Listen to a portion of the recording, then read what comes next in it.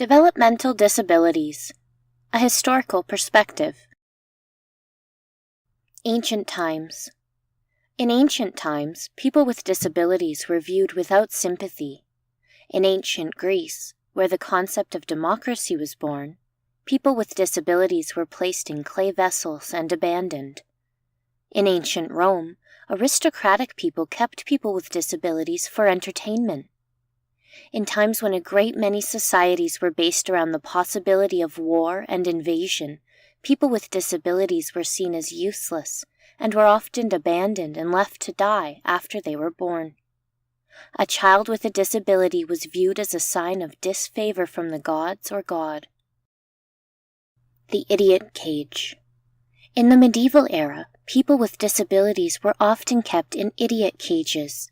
They were often seen and used as entertainment for local townspeople. The Age of Reason, Renaissance.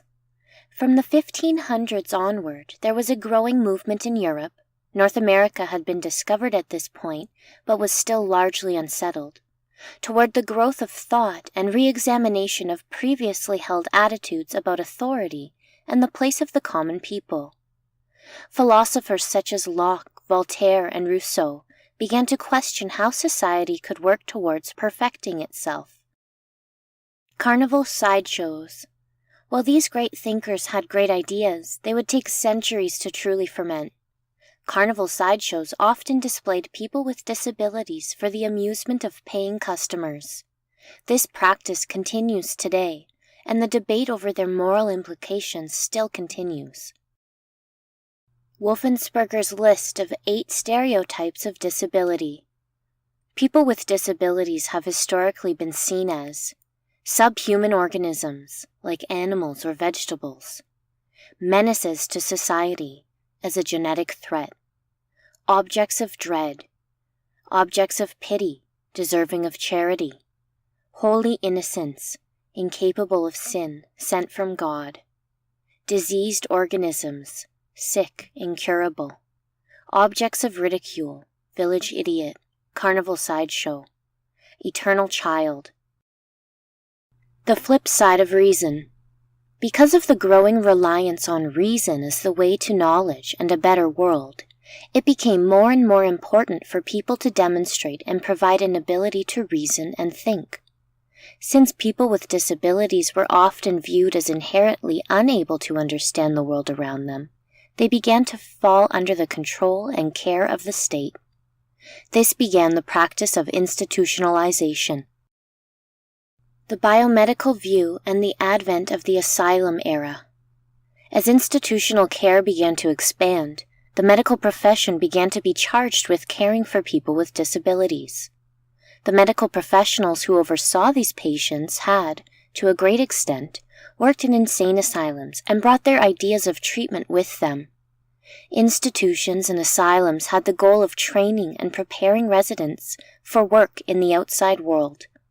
This idea, for many reasons, did not take hold, and asylums became a place where people with disabilities lived, grew old, and eventually died. Some advances. 1872. School for Blind in Toronto. 1873. School for the Blind opened in Halifax. 1831.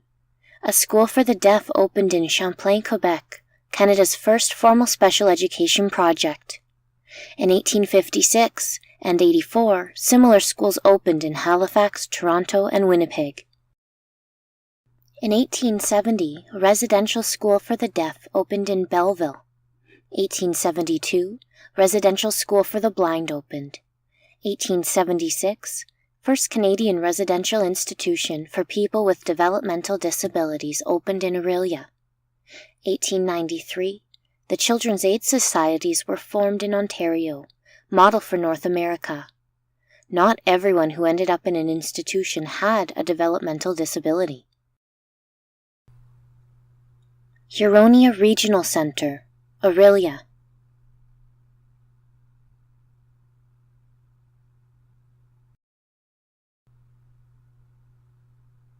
Muskoka Regional Centre, Gravenhurst, Ontario.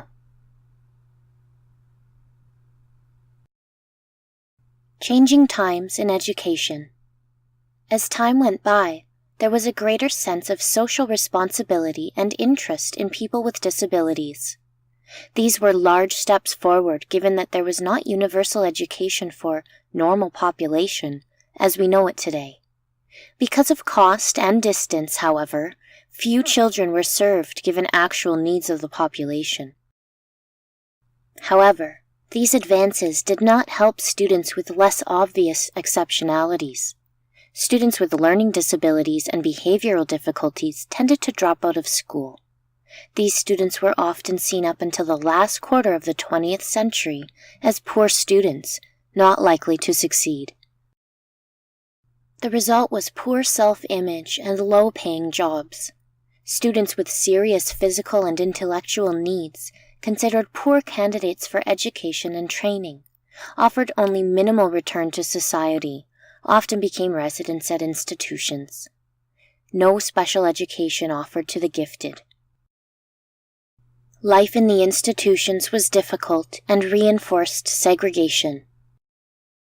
Warehousing of individuals led to dehumanization. Overcrowding and the medical model of service delivery.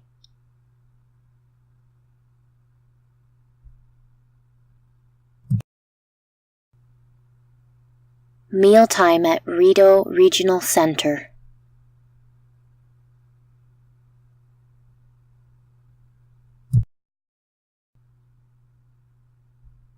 Huronia Regional Center, circa 1960.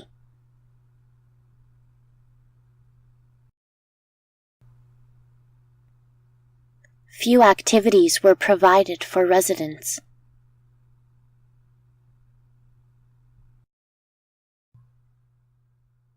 People left to fend for themselves.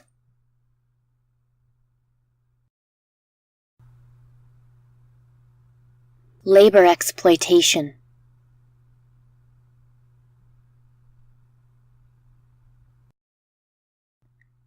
Food for thought. It is easy to look at these developments and feel ambivalent about the progress made. How do these images make you feel? We need to examine the idea of social constructs. How we view and understand disability and people with disabilities often has little to do with people with disabilities themselves. Institution cemeteries, Huronia Regional. Before 1958, gravestones were marked with registration numbers only. This was to protect the privacy of the resident and their family. A new section was added to the cemetery in 1953. Starting in 1958, all gravestones were marked with the resident's name, year of birth, and year of death. Number-marked grave.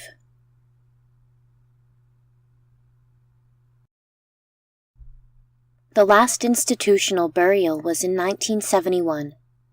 After 1971, all residents who passed away at the institution were buried in municipal cemeteries according to the wishes of their families.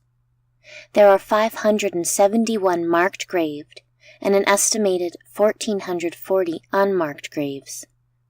In 1990, a monument was erected. In memory of those whose life journey ended here. This monument has been erected in memory of those developmentally handicapped people who lived and died within the community of the Ontario Hospital School, Orillia, from 1887 to 1971. More than 2,000 people were laid to rest here. Shift in thinking about people with disabilities.